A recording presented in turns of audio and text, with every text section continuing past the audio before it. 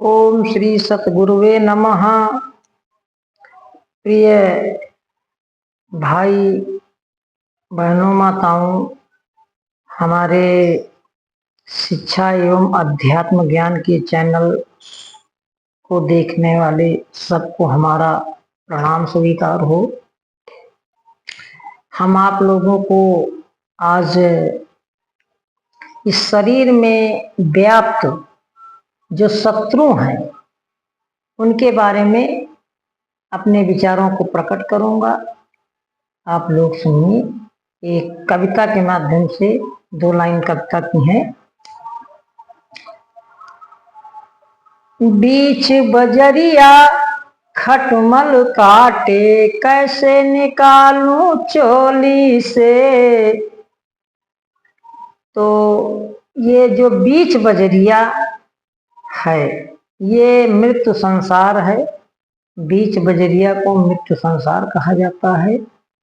और खटमल जो है हमारे शरीर में व्याप्त काम, क्रोध, लोभ, मोह और अहंकार है। ये शरीर में व्याप्त हैं और शरीर को खोखला किए दे रहे हैं।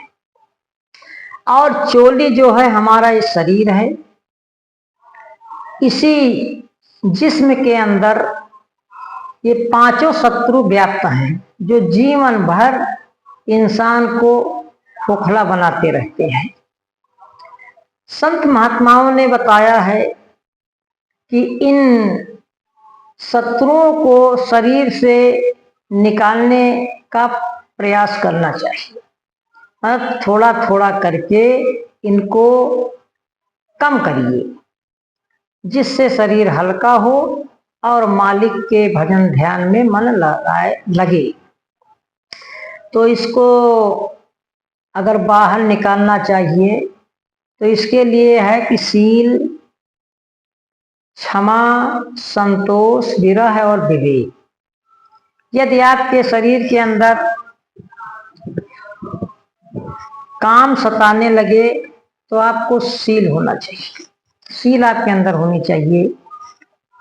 क्रोध है, यदि आपके पास आपके शरीर से क्रोध उत्पन्न हो तो आपको के अंदर क्षमा भाव उत्पन्न होना चाहिए, जिससे क्रोध शांत हो जाता है।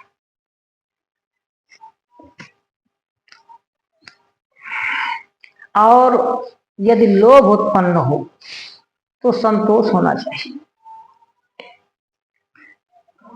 यदि आपके अंदर मोह पैदा हो तो विरह होनी चाहिए। और अहंकार पैदा हो तो बुद्धि से काम लेना चाहिए, विवेक से काम लेना चाहिए। इसलिए संत महात्माओं ने कहा है कि शरीर के अंदर काम, क्रोध, लोभ, मोह की उत्पत्ति अधिकतम हो जाए तो इनसे यानी इनको कम करने के लिए शील, क्षमा, संतोष, विरह, विवेक के आधार पर इनको कम किया जा सकता है और सुखमय जीवन व्यतीत किया जा सकता है।